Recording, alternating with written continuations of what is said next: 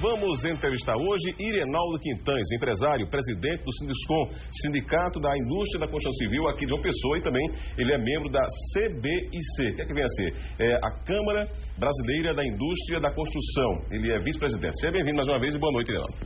Boa noite, Gilson. Boa noite, Malvino. Boa noite, prezado telespectador da TV Miramar. É um prazer voltar aqui. Irenaldo, até que ponto essa crise mundial está afetando a construção civil aqui da capital? Gilson, a construção civil foi afetada de duas maneiras. Ela foi afetada pela falta de crédito, né? Os bancos recuaram no movimento em que vinham. Nós passamos muitos anos trabalhando aqui em João Pessoa e no Brasil inteiro através do sistema de autofinanciamento. O construtor financiava as suas próprias unidades, a sua produção. De 2004 para cá, depois que a gente conseguiu, junto com o Congresso Nacional e de comum acordo com os bancos e com o próprio governo, aprovar a Lei 10.931, que incorporou alguns instrumentos muito importantes em termos de segurança contratual e alguns dispositivos modernos, mais modernos de retomada do imóvel no caso de inadimplência, os bancos voltaram ao cenário e voltaram a nos financiar. Isso começou no ano de 2005, ainda de maneira muito tímida. No ano de 2006 melhorou um pouco. Em 2007 nós tivemos um avanço bastante significativo. E agora em 2008 até junho, julho, nós tivemos realmente o ápice, né? Nós temos aí hoje uma marca talvez jamais atingida pelo financiamento bancário em termos de PIB, por exemplo. Nós temos hoje alguma coisa muito próxima de 10% do PIB oferecido de crédito ao setor imobiliário. É muito pouco em relação a alguns países mais desenvolvidos, alguns países da Europa, tem alguns que chegam a 50%, às vezes até mais de 50% do PIB, mas para nós que saímos do zero, foi um avanço muito grande. Entretanto, essa crise, que na verdade não é uma crise do setor imobiliário, eu insisto, é uma crise do setor financeiro, né? Ela fez com que os bancos adotassem uma postura que em economia se chama de preferência pela liquidez. À vista de turbulências no cenário, como a mercadoria do banco é dinheiro, eles preferem ficar com o dinheiro em caixa a ter o dinheiro emprestado na mão de empresários ou de consumidores. E de fato nós tivemos um recuo dos bancos nesse segundo semestre, que deve se agravar durante o ano de 2009. Por outro lado, o consumidor também, nós percebemos que o consumidor teve uma queda de ânimo, né? uma perda de confiança. É natural, né? Diante das notícias alarmantes que surgem todo dia. Eu insisto, não é o Brasil, no meu ponto de vista, o Brasil tem todas as condições de ultrapassar essa crise de uma maneira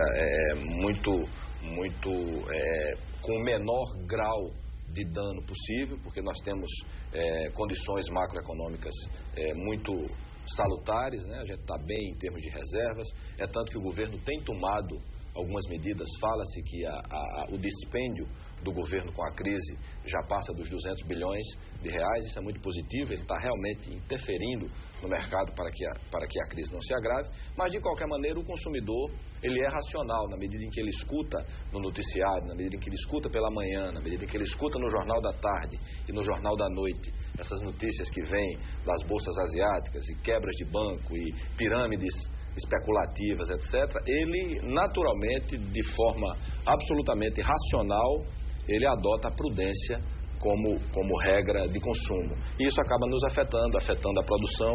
Na hora que o consumidor se retrai, ele é a ponta da cadeia.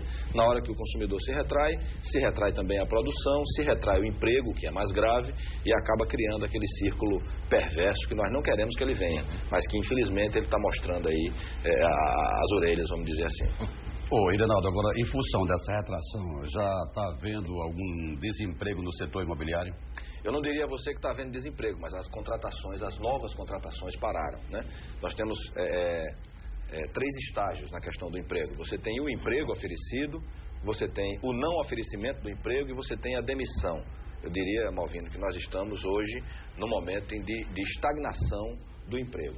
Claro que ainda tem um residual, a construção civil é um grande trem, você não para de uma vez, né?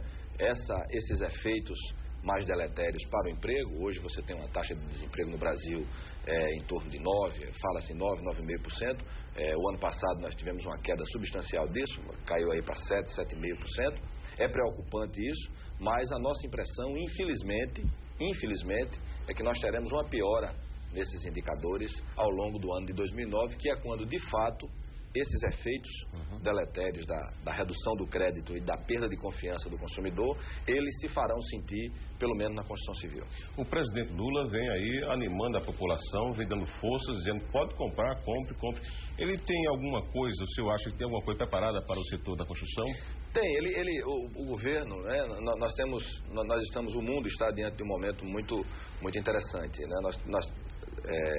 O Alan Greenspan, que é o presidente do Federal Reserve norte-americano, há pouco tempo atrás, foi presidente durante muito tempo, ele fez um meia-culpa interessante. Ele disse, em determinado momento, nós pensamos que a economia poderia se autorregular, né? Isso é um conceito muito antigo, é um conceito de Adam Smith, inclusive, lá dos clássicos, né? E é a ideia de que o próprio mercado se autorregula, né? Se chamava de mão invisível, né? Uma escola chamada laissez-faire, laissez-passer, deixa acontecer que as coisas se arrumam. Mas, na verdade, está demonstrado na prática que não é bem assim, né? O que aconteceu foi um descalabro especulativo.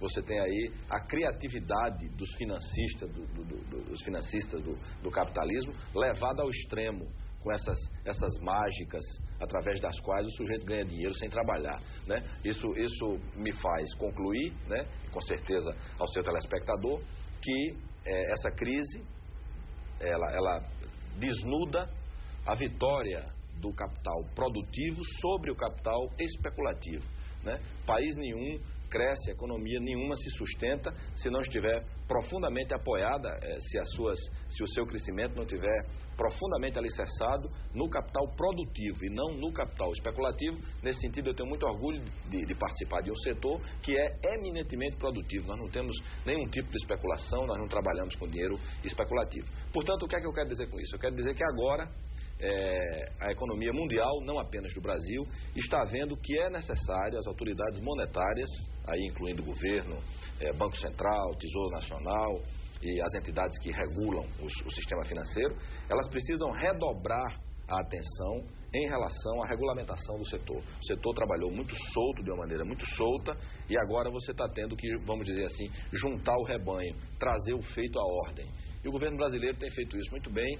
O segmento da construção civil está apoiando as medidas adotadas pelo ministro Guido Mantega. Muito importante a questão da desburocratização. Ainda ontem foi anunciada na televisão uma medida fabulosa, que é a liberação das certidões negativas de débitos para as empresas que precisam recorrer ao mercado de crédito, né? Eu acho isso a quebra de um paradigma. Eu acho que nós demos um avanço muito grande. É simbólico isso, né? A palavra do cidadão, olha, eu não estou pagando imposto porque não estou podendo, né? Me ajude aqui a fazer rodar a minha empresa, a fazer o meu segmento funcionar, que eu lhe garanto que eu lhe pague imposto. Na hora que ele tem cesseado o crédito e está em dificuldade de pagar imposto, é evidente que ele não pagará o imposto, porque não obterá o crédito, né? Vira um círculo vicioso que você fica numa encruzilhada, né? Eu não tomo o crédito porque não tenho a certidão. Portanto, o governo está tomando as medidas adequadas. A redução do recolhimento compulsório que os bancos têm a obrigação de fazer junto ao Banco Central é uma medida muito bem-vinda. Eu acredito muito nos bancos oficiais, no Banco do Brasil e na Caixa Econômica, como as entidades de crédito que vão suprir a falta de dinheiro no mercado. É importante, eu friso aqui, é importante que a determinação do presidente da República de que esses dois bancos, eles atuem fortemente no mercado de crédito, que seja cumprida na base. É importante que a burocracia seja reduzida para que efetivamente nós tenhamos, durante o ano de 2009, a possibilidade de ficarmos apenas na não contratação de novos funcionários e não naquele quadro ruim de demissão que pode vir a partir de um processo de recessão. Irenaldo, temos apenas um minuto, mas eu queria a sua opinião. O Sinduscom ficou satisfeito com a aprovação daquela revisão no plano diretor da cidade pela Câmara Municipal? Ficou. Nós tivemos uma participação efetiva. A forma que o Sinduscom